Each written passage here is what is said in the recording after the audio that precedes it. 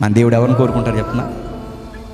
అందగాల్ని కాదు, జ్ఞానం ఉన్న వారిని కాదు, లౌకికమైన రాజులు కోరుకునే కొలమానమే కాదు. వాటన్నిటికన్నా ఆయన కోరుకునేది ఒకటి, దేన మనసు కలిగిన వారు ఆయన్ని కోరుకుంటారు.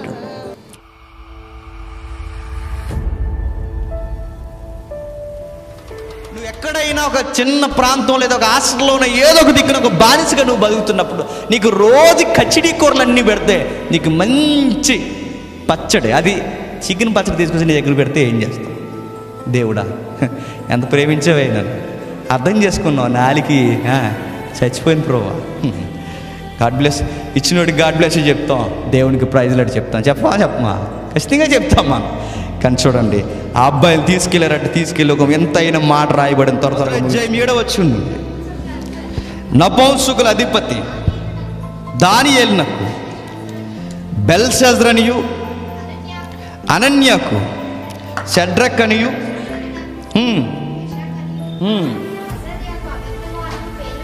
అజర్యాకు అబేద్నెగో అని పేర్లు. దయచేసి ఎప్పుడు ఈ పేర్లు పెట్టుకోకండి. మన క్రిస్టియన్స్లో చాలామంది తెలియక ఈ పేర్లు పెట్టేసుకుంటారు. షడ్రక్ అబేద్నెగో, షడ్రక్ మెషక్ అబేద్నెగో, ఈ పేర్లు ఏంటి చెప్పిన? బబులోను దేవత పేర్లు.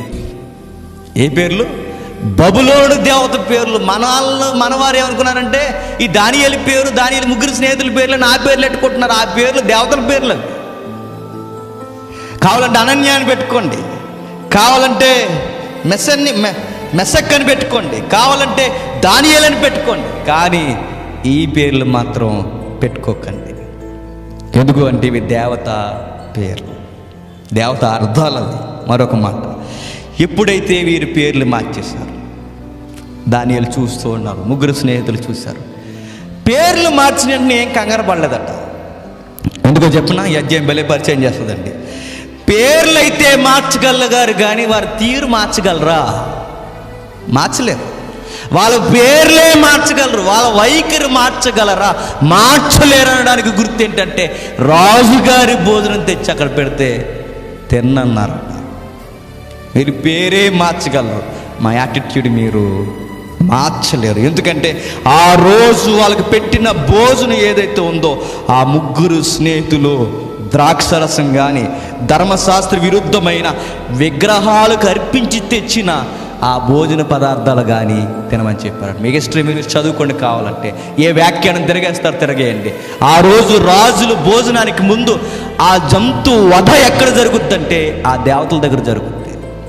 ఆ దేవతల దగ్గర వధేసి దాన్ని తెచ్చి, మనకైతే కొన్ని లాంగ్వేజ్ ఉన్నాయి, నేను ఓపెన్గా చెప్పను, అక్కడ వధేసి అర్పించి అది తెచ్చి మాంసం వండుతారట, రాజులకు వండుతారట, అంతఃపురంలో వండుతారట. ఆ వండిన భోజనం తెచ్చారు. పైగా ఏమైన జంతువులు, పైగా ఏమైన అర్పణలు. ఇది రాయల్ ఫుడ్గా రాజుకి తెచ్చారట. దానియేలు అన్నాడు, మీరెంత రాయల్ ఫుడ్ తెచ్చినా ఆ విగ్రహాలకు అర్పించింది నేను అస్సలు తిన్నాడు. ఆ హేయమైనవి, విగ్రహాలకు అర్పించినవి, ఆ హేయమైన జంతువులు, ధర్మశాస్త్రంలో తినొద్దన్న జంతువులు, అలాగే విగ్రహాలకు అర్పించిన ఆ జంతు మాంసాలు, ఇవి నేను తిన్ను, నా వల్ల అవుతాను.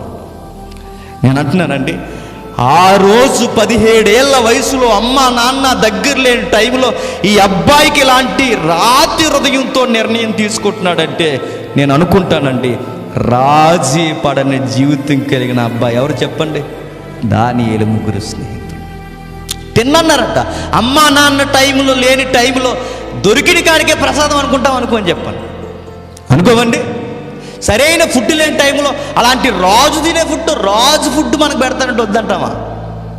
మనమైతే ఏం చేద్దామని చెప్పిన అక్కడికి వెళ్ళి పేగల దాకా తినేసి మొత్తం ద్రాక్షరసం తాగేసి, ప్రభువా ఈ దీన దాసుడిని ఈ బానిసరకంలో నన్ను జ్ఞాపకం చేసుకున్నావు, ఎక్కడున్నావు ప్రభువా, ఎక్కడున్నావు, నా మనసు నీకు తెలుసు అంటాము. అనవండి పేగల దాకా తినేసి. దానియేలు చూడండి ఎంత రివర్స్ ఆలోచిస్తున్నాం. మనమైతే ఏం చేస్తాం చెప్పిన, మొత్తం తినేసి దేవుడు తెలుసు తన పిల్లల్ని ఎక్కడ, చెప్పండి, ఎక్కడ లేములో ఉంచడు. దేవుడు డైరెక్ట్ నాకు భోజనం ఎక్కడ పెట్టాడు?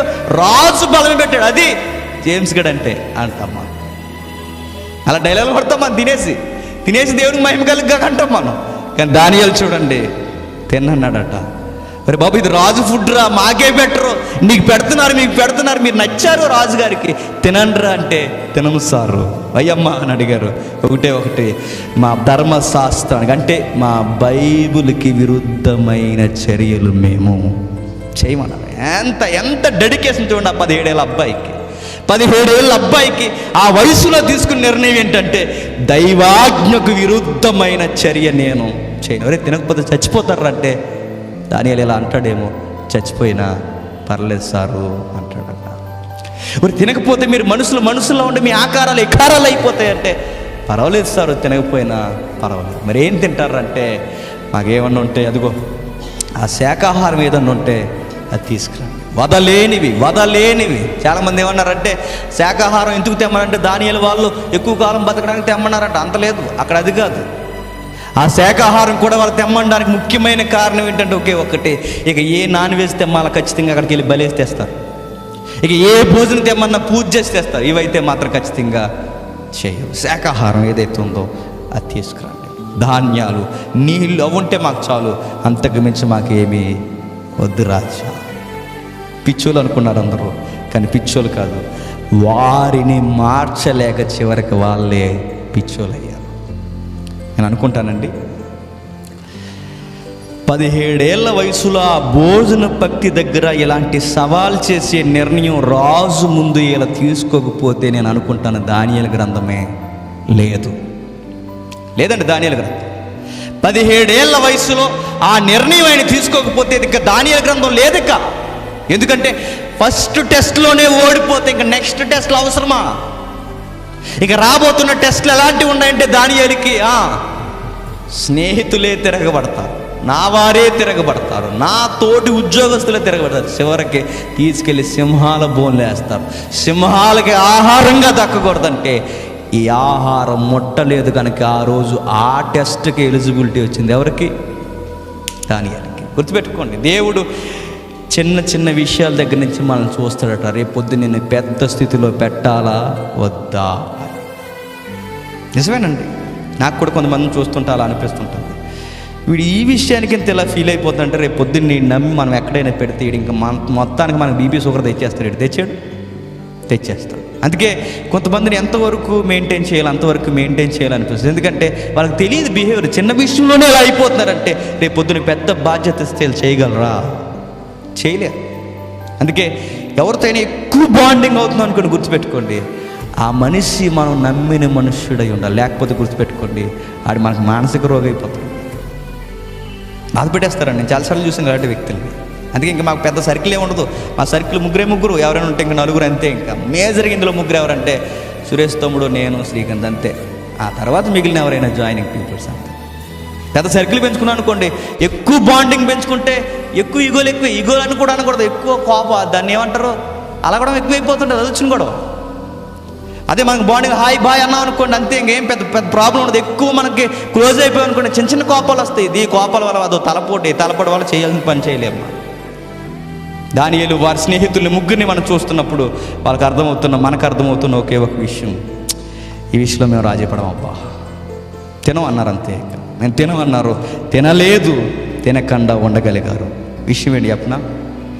ఆ రోజు దేవుడు వాళ్ళని ఎంపిక చేసే సమయానికి ఈ మాట మాత్రం గుర్తుపెట్టుకోండి, లౌకికంగా అన్ని క్వాలిఫికేషన్స్ ఉన్నా, లౌకికంగా ఎన్ని క్వాలిఫికేషన్స్ బాగున్నా, కానీ దేవుడు కోరుకునే సమయానికి వాళ్ళకి ఏ అర్హత లేదండి.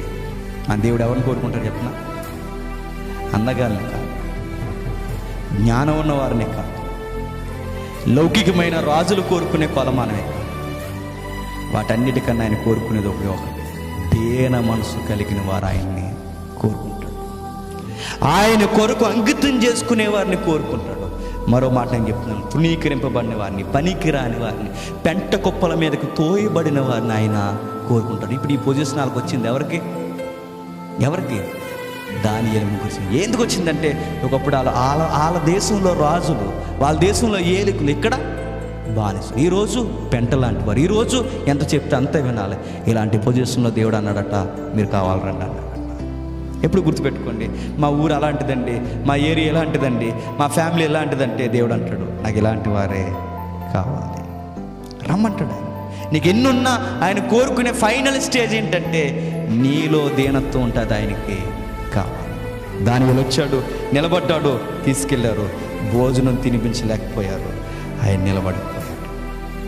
మరో మాట నేను చెప్పను, సుకుమారమైన వయసులో పరాయి దేశంలో దేవుని కొరకు బలమైన నిర్ణయాలు తీసుకున్నారు కనుక వాళ్ళ భవిష్యత్తు నిర్ణయం ముందే తీసుకున్నారు కనుక వాళ్ళ భవిష్యత్తు అదిరిపోయింది. మరలా నేను చెప్తున్నాను, వాళ్ళ భవిష్యత్తులో చేయబోయే దేవుని పరిచర్యకి ముందస్తు నిర్ణయం ఏంటంటే ఆ భోజనం వాళ్ళ దగ్గర వాళ్ళు తీసుకున్న నిర్ణయం.